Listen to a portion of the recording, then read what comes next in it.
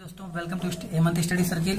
तो आज हम आ चुके हैं डाइजेस्टिव सिस्टम के सेकेंड पार्ट में। इस पार्ट में हम डिस्कस करेंगे माउथ और टंग और सलाइवरी ग्लैंड के बारे में। हमने पिछले पार्ट में डिस्कस किया था general introduction of digestive system. अब हम इस पार्ट में उसको फर्दर आगे कंटिन्यू करेंगे। तो सबसे पहले हमने स्ट्रक्चर देखते हैं टंग का। यही आपका जनरल माउथ का स्ट्रक्चर है। तो इसमें एक एक पार्ट को हम बताते हैं क्या क्या। सबसे पहले ये आप देख लीजिए, ऊपर है अपर लिप और उसके बाद है टीथ। फिर तीसरा ये यहाँ पर यूबुला है जो आपको अपर ओसोफेंजियल स्फिंक्टर का काम करता है। और उसके बाद ये आता है टंग। ये रहा आपका फ्रेन्युलम जो आपको जीभ से कनेक्टेड रहता है, ये उसको मोबिलिटी को प्रोवाइड करता है। तीसरा ये डक्ट ऑफ सलाइवरी ग्लैंड, यहाँ से आपका सलाइवा का सिक्रेशन होता है। जो यहाँ पर टोटल 3 पेयर्स होते हैं सलाइवरी ग्लैंड, हमने आपको बता चुके हैं। अब यहाँ पर ये सब उसका one of the salivary gland है। ये आपका सबसे लास्ट है लोअर लिप और ये सबसे ऊपर का है सॉफ्ट पैलेट। ये रहा आपका टोटल टंग का जनरल फिगर। तो अब हम देखते हैं टंग के बेसिक पॉइंट्स। सबसे पहले जानेंगे टंग के क्या बेसिक पॉइंट्स होते हैं। तो टंग होता है it connect with voluntary muscle, यानी कि जो टंग होता है ये वॉलेंट्री मसल होता है। ये आपकी इच्छा पर डिपेंड करता है। ये जब चाहेंगे तब इसको मूव करेंगे या जब चाहेंगे तब नहीं मूव करेंगे, यानी ये आपका वॉलेंट्री मसल से कनेक्ट होता है। दूसरा पॉइंट है अटैच्ड विथ हाइड बोन। ये जीभ के नीचे एक हाइड बोन होता है, उस बोन से ये अटैच्ड होता है। तीसरा पॉइंट है कनेक्टेड विथ फ्रेन्युलम, जो आपके जीभ के नीचे अभी मैंने इमेज में थोड़ी देर पहले बताया दिखाया आपको, वो जिससे कनेक्टेड होता है वो उसी को बोलते हैं फ्रेन्युलम। और उसी फ्रेन्युलम से ये जीभ कनेक्ट रहता है और उस फ्रेन्युलम की वजह से ये जीभ आपकी ज्यादा इधर उधर मुड़ नहीं सकती, वो आप उसको बांधे रखता है। अब आता है टेस्ट वर्ड। तो ये टेस्ट वर्ड है। टेस्ट वर्ड मतलब क्या?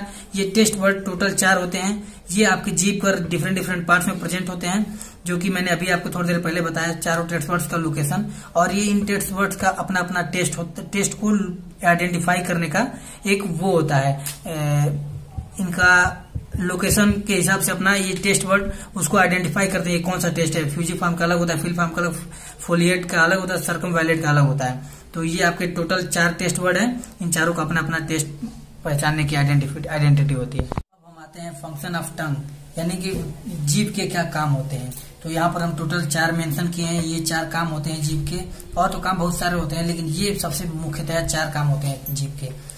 पहला है चेविंग, दूसरा स्वालोइंग, इसका मतलब डिग्लूटेशन, तीसरा स्पीच, चौथा टेस्ट। अब हम एक बताते हैं क्या होता है ये। चेविंग मतलब होता है चबाना। जैसे हम कोई भी फूड पार्टिकल आप लिए तो उसको चबाना, उसको मतलब छोटे छोटे पार्ट्स में तोड़ने के लिए उसको इधर उधर दांत उसको तोड़ता है, तो जीभ उसको इधर उधर करता है कि उसको कितना छोटा छोटा पार्ट में हो जाए। ये होता है चेविंग मतलब चबाना। स्वालोइंग यानी कि डिग्लूटेशन, ये ऐसी फिनोमिना है जैसे कि आप हमने पिछले पार्ट में अपने बताया था, अगर आपने वो पिछला पार्ट मिस कर रहे हैं तो आपको ये पार्ट थोड़ा समझने में दिक्कत होगी। तो आपसे ये से वो करता हूँ कि आप जाइए उस पार्ट को पहले देखिए, फिर इस पार्ट पे आइए, तो आपको बहुत अच्छे समझ में आएगा। तो मैं बताता हूँ, फिलहाल मैं बता देता हूँ क्या होता है डिग्लूटेशन। यहाँ पर डिग्लूटेशन का मतलब होता है कि फूड को इनहेल करना, निगलना। जैसे कि हम फूड पार्टिकल को मुंह में चबाएं और उसके बाद से फेरिंग्स में उसको भेजने के लिए हम डिग्लूटेट करते हैं। यानी अब यहाँ पर हमने एक चीज और बताया था आपको, पिछला पार्ट अगर मिस कर रहे हैं तो बहुत ज्यादा चीज मिस कर रहे हैं। जो फूड पार्टिकल होता है उसको फेरिंग्स में डिग्लूटेशन, यानी उसको निगलने के बाद वाले पोर्शन को उसको बोलस बोलेंगे। अब आता है स्पीच। जीभ को तो आप तो जानते हैं कि जीभ का हमारा बहुत सारे इंपॉर्टेंट रोल, जिसके पास जीभ नहीं होते वो बोल नहीं सकते। जीभ का बहुत इंपॉर्टेंट रोल होता है स्पीच में, यानी बोलने में। और सबसे लास्ट वन आता है टेस्ट। टेस्ट मतलब स्वाद। अगर टेस्ट जीभ अपना काम करना बंद कर दे, इसमें हमने पिछले पार्ट में थोड़ी देर पहले बताया कि 4 पैपिला होते हैं। उन चारों पैपिलों की वजह से टेस्ट का आइडेंटिफाई हम कर लेते हैं कि कौन सा टेस्ट आ रहा है। जीभ पे कोई भी फूड पार्टिकल आते ही हम उसका टेस्ट को जान लेते हैं।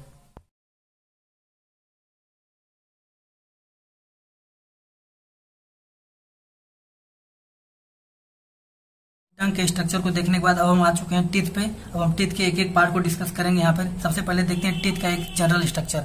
ये रहा आपका एक टीथ का जनरल स्ट्रक्चर। अब हम इसमें देखते हैं, सबसे पहले आता है इसमें इनेमल। ये सबसे आपके दांत के सबसे ऊपर वाले लेयर को बोलते हैं इनेमल, जो आपके प्रोटेक्टिव लेयर का काम करता है। इसी पे कोई भी आपके ठंडा या गर्म कोई भी शॉक आता है, इस पे सबसे पहले यहाँ से सेंसरी नर्व आपके ब्रेन तक ले जाते हैं मैसेज की उसको क्या करना है आगे। और ये उसके अंदर वाला रहा डेंटाइन। और ये रहा आपका नेक पोर्शन, यानी कि अभी आपको हम बताएंगे कि आपका जो होता है टीथ ये एम्बेडेड इन सॉकेट होता है, यानी कि ये आपका सॉकेट पोर्शन है। आपका आधा दांत जो होता है ये इसमें सॉकेट में धसा होता है, एम्बेडेड इन सॉकेट। तो ये रहा आपका नेक पोर्शन, इसके आधा पोर्शन अंदर धसा होता है, आधा पोर्शन बाहर रहता है। और ये दूसरा है आपका गमी लेयर। गमी लेयर मतलब यहाँ पर एक गम लाइक स्ट्रक्चर होता है, सब्सटेंस होता है जो उसको वो लुब्रिकेंट का काम करता है। सबसे नीचे आता है ब्लड वेसल।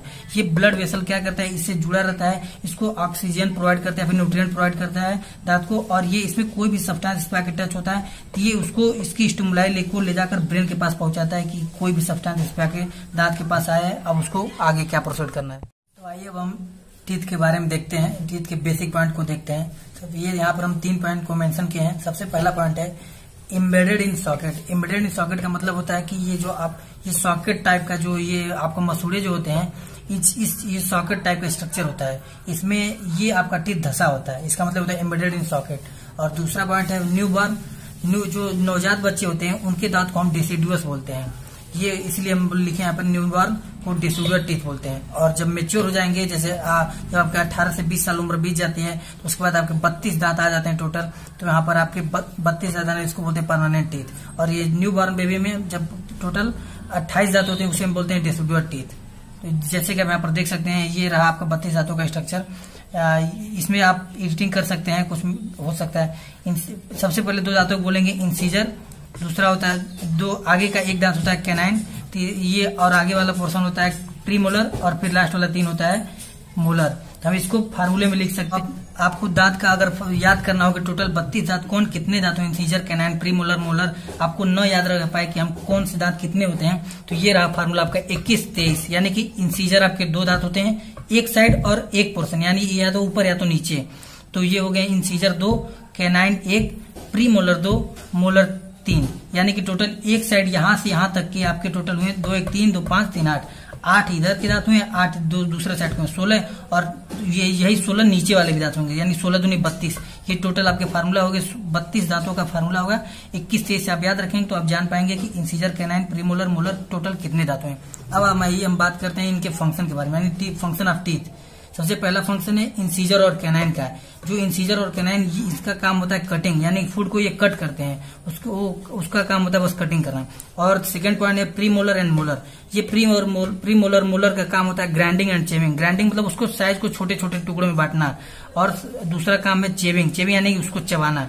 यानी प्रीमोलर और मोलर का मतलब ग्राइंडिंग एंड चेविंग। अपने सैलिवरी ग्लैंड के बारे में हमने अपने पिछले पार्ट 1 में इंट्रोडक्शन पार्ट में बना चुके हैं कि सैलिवरी ग्लैंड के टोटल उसके इंट्रो के बारे में। अब यहाँ पर हम डिटेल स्टडी करेंगे। सबसे पहला चीज है parotid gland. Parotid gland parotid duct का सिक्रेशन करता है। दूसरा है सब मैंडिबुलर ग्लैंड सब मैंडिबुलर डक्ट का सिक्रेशन करता है। और तीसरा है सबलिंगुअल ग्लैंड, ये भी सलाइवा का सिक्रेशन। टोटल ये 3 सब पैरोटिड, सब मैंडिबुलर, सबलिंगुअल, टोटल 3 ग्लैंड है, और ये अपना अपना डक्ट का सिक्रेशन करते हैं। देखेंगे कंपोजिशन ऑफ सलाइवा, यानी आपकी लार में क्या क्या प्रेजेंट होते हैं। यहाँ पर हम टोटल 5 पॉइंट को मेंशन किए हैं।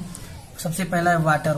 वाटर आपके सबसे मोर देन 80% आपके सलाइवा में वाटर प्रेजेंट होता है। और यहाँ दूसरा आता है मिनरल साल्ट। फिर तीसरा था स्लाइवरी एमाइलेज। स्लाइवरी एमाइलेज जो होता है सबसे इंपॉर्टेंट एंजाइम है आपके डाइजेस्टिव एंजाइम, ये कह सकते हैं लार का। और तीसरा है म्यूकस। फिर चौथा है एंटी माइक्रोबियल सब्सटेंस, इसमें लाइसोजाइम और इम्यूनोग्लोबुलिन सब्सटेंस। आपको ये जानना जो बहुत जरूरी है, ये आपके बैक्टीरिया या फिर कोई ऐसे एंटी माइक्रोबियल कंटेंट कोई भी चीज आता है आपके फूड कंटेंट में, तो ये एंटी माइक्रोबियल सब्सटेंस इन दोनों उन पार्टिकल को किल कर देते हैं। ये है इम्यूनोग्लोबुलिन और दूसरा है लाइसोजाइम। ये 2 एंजाइम आपको नाम याद करना बहुत जरूरी है, क्योंकि ये आपके लार के सबसे इंपॉर्टेंट एंजाइम है। पहला स्लाइवरी एंजाइम जो आपके स्टार्च को डाइजेस्ट करता है, और दूसरा है लाइसोजाइम जो आपकी एंटी माइक्रोबियल सब्सटेंस। यानी सलाइवा के क्या क्या काम होते हैं, हमने यहाँ पर 5 पॉइंट को मेंशन किया हुआ है। सबसे पहला पॉइंट है केमिकल डाइजेशन ऑफ पॉलीसैकेराइड। ये पॉलीसैकेराइड का केमिकल डाइजेशन करता है। मैं आपको बता दूं, अगर आपको पॉलीसैकेराइड नहीं पता हो तो पॉलीसैकेराइड कार्बोहाइड्रेट का एक टाइप होता है। जैसे मान लीजिए आप कोई भी carbohydrate containing substance, food containing substance खाते हैं, तो उसमें कार्बोहाइड्रेट के बहुत सारे टाइप होते हैं, मोनोसैकेराइड, डाइसैकेराइड, पॉलीसैकेराइड। तो हम उसको मेजरली सबसे बड़े टाइप को मेंशन करते हैं पॉलीसैकेराइड। तो इसको ये क्या करता है, तोड़ता है, छोटे छोटे मोनोसैकेराइड में तोड़ के उसको डाइजेस्ट करता है। तो दूसरा आ गया lubrication of food. Lubrication of food मतलब उसको आपके मान लीजिए आप कोई सूखा पदार्थ खा रहे हैं तो उसको ये कर सलाइवा उसको गीला करता है, यानी उसको लुब्रिकेशन का काम करता है। तीसरा पॉइंट है क्लीनिंग ऑफ माउथ, यानी आपके सलाइवा में एंटी माइक्रोबियल सब्सटेंस होते हैं जो उसमें बैक्टीरिया को जर्मिनेट नहीं होने देते हैं, यानी उसको वहां पर प्रोडक्शन नहीं होता है, तो यहाँ पर माउथ का क्लीनिंग भी करता है। चौथा पॉइंट है नॉन स्पेसिफिक डिफेंस। यानी कि मैंने अभी आपको थोड़ी देर पहले बताया, आपको इम्यूनोग्लोब्यूलिन और आपका लाइसोजाइम जो एंटी माइक्रोबियल सब्सटेंस है, ये उसी का पार्ट है। मतलब वो दोनों लाइसोजाइम और एंटी माइक्रोग्लोब्यूलिन क्या करते हैं, एंटी माइक्रोबियल सब्सटेंस का काम करते हैं, यानी कोई भी आपका बैक्टीरियल ग्रोथ नहीं होने देते मुंह के अंदर। और पांचवा सबसे इंपॉर्टेंट है टेस्ट। अगर आपका जीभ सूखा हो तो आप कभी टेस्ट का फील नहीं कर सकते, इसलिए उसको टेस्ट को महसूस करने के लिए आपका स्लाइवा का होना बहुत जरूरी है। हम अब तक 2 पार्ट बना चुके हैं अपने डाइजेस्टिव सिस्टम के। अगर आप इसी तरह हमसे जुड़े रहते हैं, हेमंत स्टडी सर्किल से जुड़े रहिए। हम आपको नई नई वीडियो जैसे लाते रहेंगे। इसका पार्ट 3 जल्दी आने वाला है और हम आपको उसमें आने वाले वीडियोज में और अच्छे से इसको स्टडी करेंगे डाइजेस्टिव सिस्टम को। Thank you.